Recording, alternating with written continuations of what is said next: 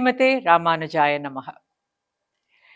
இன்று நாம் ராமானுஜர் அவர்கள் வாழ்ந்த காலத்திலே நடந்த ஒரு சம்பாவனையை பற்றி தொடர் வாயிலாக பார்க்க இருக்கிறோம். ராமானுஜர் 1000 ஆண்டுகளுக்கு முன்பு இதே தமிழகத்தில் பிறந்து வாழ்ந்து இந்தியா முழுவதும் பாத யாத்திரை செய்து பல திவ்ய தேசங்களுக்கும் விஜயம் செய்து பல அறிஞர்களோடு விவாதம் நடத்தி நமக்கு பல அரிய கருத்துக்களை நூல்களை விட்டு சென்றிருக்கிறார்கள்.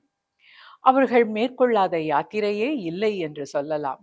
ஒரு முறை மேல்கோட்டையிலே செல்வநாராயண பெருமாளை தில்லி சுல்தானுடைய படை கவர்ந்து சென்று விட்டது என்பதை கேள்விப்பட்டு இங்கிருந்து டெல்லிக்கு சென்று சுல்தானிடம் இருந்து அதை மீட்டு வந்தார். அதற்காக அவர் மேற்கொண்ட யாத்திரை எல்லோரும் அறிந்த ஒன்றே. இன்னும் ஒரு முறை தான் கற்க வேண்டும் என்று விரும்பிய ஒரு நூல் காஷ்மீர பல்கலைக்கழகத்தில் இருப்பதை அறிந்து இங்கிருந்து காஷ்மீரம் சென்று அந்த நூலை பெற்று கற்று வந்தவர் திரு ராமானுஜர் அவர்கள். ராமானுஜஜியர் அவர்கள் பல்வேறு விதமான யாத்திரைகளை மேற்கொண்டுள்ளார்கள். வைணவர்களே பொதுவாக விரும்புவது திவ்ய தேச யாத்திரை. இந்த திவ்ய தேசங்கள் என்றால் என்ன? இந்த திவ்ய தேசங்கள் என்பது ஆழ்வார்களால் 12 ஆழ்வார்களால் பாடல் பெற்ற ஸ்தலங்கள். அந்த ஸ்தலங்களிலே இருக்கக்கூடிய எம்பெருமானுடைய ஆலயங்கள் திவ்ய க்ஷேத்திரம், திவ்ய தேசம் என்று அழைக்கப்படுகிறது. 12 ஆழ்வார்களால் மங்களாசாசனம் செய்யப்பட்ட இந்த கோவில்களுக்கு யாத்திரை மேற்கொள்வது என்பது வைணவர்களுக்கு ஒரு முக்கியமான ஒரு விஷயமாகும். ராமானுஜஜியரும் இந்த திவ்ய தேசங்களுக்கு பல்வேறு யாத்திரைகளை மேற்கொண்டுள்ளார்கள். அப்படி அவர் ஒரு முறை மேற்கொண்ட யாத்திரை பாண்டி நாட்டு திவ்ய தேசங்களுக்கான யாத்திரை. பாண்டி நாட்டு திவ்ய தேசத்திலே ஒரு குழுவாக இருப்பது நவ திருப்பதி என்று இன்று அழைக்கப்படுகின்ற அந்த 9 திவ்ய தேசங்கள்.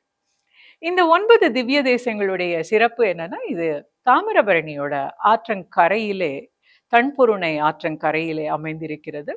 இந்த 9 திவ்ய தேசங்களுக்கும் மங்களாசாசனம் செய்திருப்பவர் நம்முடைய நம்மாழ்வார் அவர்கள். ஆழ்வார்களில் தலையாயவராக கருதப்படுபவர் நம்மாழ்வார். நம்மாழ்வாரால் பாடல் பெற்ற ஸ்தலம் இந்த 9 திவ்ய தேசங்கள். இந்த 9 திவ்ய தேசத்துக்கு யாத்திரையாக சென்றார் ராமானுஜர். பொதுவாக இந்த மாதிரி யாத்திரை செல்லும் பொழுது சிஷ்யர்கள் குழாமுடன் செல்வது வழக்கம். ஏனென்றால் அப்பதான் அவர்களுக்கும் அதனுடைய தாத்பரியத்தை சொல்ல முடியும், அவர் கற்பதை அவர்களுக்கும் கற்றுவிக்க முடியும். சில பல உபன்யாசங்கள் நடைபெறும், நூல்கள் இயற்றப்படும். இதெல்லாமே மாணவர்கள் ஆசிரியரோடு, சிஷ்யர்கள் குருவோடு சென்று கற்பதே அந்த காலத்தில் வழிமுறையாக இருந்தது. அப்படியாக ராமானுஜரும் தன்னுடைய சிஷ்யர்கள் புடைசூழ இந்த பாண்டி நாட்டு திவ்ய தேசத்தில் அமைந்திருக்கின்ற நவ திருப்பதி திவ்ய தேசத்திற்கு சென்றார்கள். நவ திருப்பதியிலே அழகான ஒரு ஊர் திருக்கோளூர் என்று அறியப்படுகின்ற ஒரு திவ்ய தேசம். இந்த திருக்கோளூர் மதுரகவி ஆழ்வார் என்று அறியப்படுகின்ற நம்மாழ்வாரின் பிரதம சிஷ்யரான மதுரகவியாரின் பிறந்த ஊர் இந்த திருக்கோளூர். மதுரகவி ஆழ்வார் திருக்கோளூரில் பிறந்து நம்மாழ்வாரை தன்னுடைய குருவாக ஏற்று நம்மாழ்வாருடைய பாசுரங்களை பட்டோலை கொண்டு, அதாவது நம்மாழ்வார் சொல்வதை ஓலைச்சுவடியில் ஏற்றியவர் இந்த மதுரகவி ஆழ்வார்.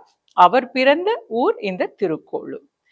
பொதுவாக நம்மாழ்வாருக்கு என்று ஒரு வரசித்தி உண்டு. அதாவது மற்ற ஆழ்வார்கள், ஏனைய ஆழ்வார்கள் ஒரு திவ்ய தேசத்துக்கு சென்று அங்கு கோவில் கொண்டு எழுந்தருளி இருக்கும் எம்பெருமானை தரிசித்து அவர்கள் அங்கே பாசுரங்களை இயற்றி இருக்கிறார்கள். நம்மாழ்வாருக்கோ ஒவ்வொரு திவ்ய தேச பெருமானும் அவர் வீற்றிருந்த அந்த திருக்குருகூர் ஆழ்வார் திருநகரியின் புளிய மரத்தடியிலேயே வந்து காட்சி அளித்து என்னை பாடு என்னை பாடு என்று கேட்டுக்கொண்டனராம். அவர் அதனை காட்சியை கண்டு எந்தெந்த திவ்ய தேசத்தில் எப்படி பெருமாள் எழுந்தருளி இருக்கிறாரோ அதை அப்படியே பாசுரமாக இயற்றினார். இருந்த இடத்திலிருந்தே பல கோவில்களில் கொலுவிருக்கும் பெருமானை பாடிய பெருமை நம்மாழ்வாருக்கு உண்டு. இன்றும் நம்மாழ்வாருடைய அந்த புளிய மரத்துக்கு எதிரே இருக்கக்கூடிய அந்த விமானத்திற்கு கிருஷ்ணலீலா விமானம் என்று பெயர். ஏனென்றால் கிருஷ்ணன் தன்னுடைய லீலைகளை, தசாவதார லீலைகளை, ஒவ்வொரு காட்சியையும் அவனுக்கு அங்கேயே நம்மாழ்வாருக்கு காட்சியாக காட்டியதால் அதற்கு கிருஷ்ணலீலா விமானம் என்று பெயர். அப்படி ஒவ்வொரு கோவிலில் இருக்கும் எம்பெருமானும் வந்து காட்சி அளிக்க, நம்மாழ்வாரோ ஒரு பாசுரத்திலே, ஒரு பதிகத்திலே தான் சென்று சேரும் ஊர் என்று பாடுகின்றார். அப்படி அவர் சென்று சேர விரும்பும் ஒரு ஊர் திருக்கோளூராக இருக்கிறது.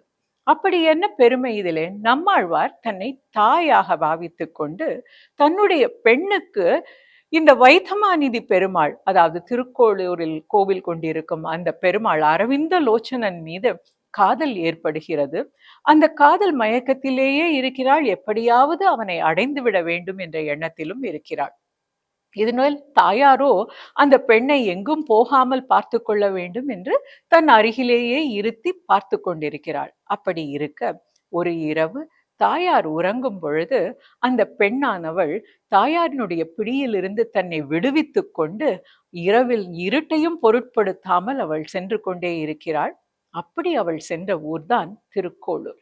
இதை சொல்லும் பாசுரத்திலே உண்ணும் சோறு, பருகும் நீர், தின்னும் வெற்றிலை, இவை எல்லாம் கண்ணன் எம்பெருமான் என்றும் என்றே கண்ணீர் மல்கி மண்ணில் அவன் சீர்மைக்கே வினவி திண்ணம் என் இளமான் புகுமூர் திருக்கோளூரே என்கிறார். திண்ணம் என் இளமான் புகுமூர் திருக்கோளூரே. அதாவது இரவிலே அந்த பெண்ணு எழுந்து எம்பெருமானை நோக்கி சென்று கொண்டிருக்கிறார். அவளுக்கு ஒசிந்த இடை, அதாவது மெல்லிய இடை, அப்படி நடந்து போறா. எங்க போறா அப்படின்னா அவ எம்பெருமான் கூட வளமிக்க ஊர் எங்க அப்படின்னு வினவிக்கொண்டே போறாளாம். இதுக்கு முன்னால இந்த பெண் போனதில்லை. அதனால வழியை கேட்டுக்கொண்டே போகிறாள். ஏன் இப்படி போறான்னா, உண்ணும் சோறு, பருகும் நீர், தின்னும் வெற்றிலை, இது எல்லாமே கண்ணன், எனக்கு எல்லாமே கண்ணன் அப்படிங்கிற ஒரு நிலையில அவள் இருப்பதினால எப்படியாவது கண்ணனை சென்று அடைந்து விட வேண்டும் என்று அவள் போகிறாள். அப்படி திண்ணமாக என்னுடைய இளமானாகிய அந்த பருவ பெண், சின்ன பொண்ணு, அவ போய் சேரக்கூடிய இடம் திருக்கோளூர் என்று சொல்கிறார். அப்படி எல்லாருக்கும் புகும் ஊராக இருக்கிறது இந்த திருக்கோளூர் என்கிற திவ்ய தேசம். எம்பெருமானார் ராமானுஜரும் தன்னுடைய சிஷ்யர்களோடு இந்த ஊருக்குள்ளே புகும் ஊராக வந்து கொண்டிருக்கிறார்.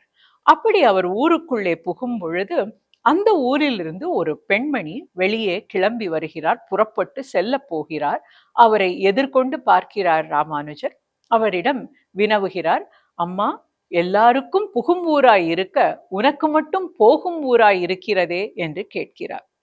அவரை பார்த்தால் அந்த ஊரை விட்டே போகிற மாதிரி இருக்கு. அதனால ராமானுஜர் இதை கேட்கிறார். எம்பெருமானார் இப்படிப்பட்ட ஒரு கேள்வியை கேட்டதும் அந்த பெண்மணியானவள் சொல்கிறாள், முயல் புழுக்கையானது வயலில் கிடந்தால் என்ன, வரப்பில் கிடந்தால் என்ன, யாருக்கு என்ன நன்மை? எனக்கோ ஒண்ணுமே தெரியல. சத்தான வைணவர்கள்லாம் வந்து இருக்கக்கூடிய இந்த இடத்துல ஒன்னும் தெரியாத, ஒண்ணுத்துக்கும் உதவாத அப்படிப்பட்ட நான் எங்க இருந்தா என்ன, இந்த ஊரில் இருப்பதனால் என்ன, இந்த ஊரை விட்டு நான் போனால்தான் என்ன என்று கேட்கிறார். கடையனுக்கும் கடை தேற்றம் அப்படின்னு சொல்லக்கூடிய நம்மாழ்வாருடைய வழியில் வந்த ராமானுஜரோ இத நம்ம கண்டிப்பாக வந்து நம்ம எல்லாருக்குமே வந்து ஒரு மோட்சம் கிடைக்கக்கூடிய வழி நம்முடையது, எப்படி இந்த பெண்மணி செல்லலாம் என்று அவளோடு தொடர்ந்து உரையாட எத்தனிக்கிறார். அப்படி ராமானுஜர் கேட்ட கேள்விக்கு அந்த பெண்மணி சொன்ன பதில்கள் அல்லது வினாக்கள் அல்லது வாக்கியங்கள், இவை அனைத்தும் ராமானுஜருடைய சிஷ்யர்களாலே தொகுக்கப்பட்டு நமக்கு திருக்கோளூர் பெண் பிள்ளை ரகசியம் என்ற நூலாக வழங்கப்பட்டிருக்கிறது. இதில் ஒவ்வொரு வாக்கியமும் ஒரு தத்துவம், ஒரு புராண கதை, ஒரு இதிகாச கதையை நமக்கு எடுத்துரைக்கிறது. அதனை இந்த தொடர் மூலமாக நாம் கேட்டு அனுபவித்து ரசித்து இறை அன்பிலே அவனுடைய அருள் வெள்ளத்திலே திளைக்கலாம். இந்த தொடர் வாயிலாக திருக்கோளூர் பெண் பிள்ளை ரகசியத்தின் வாக்கியங்களை கண்டு கேட்டு ரசிப்போம்.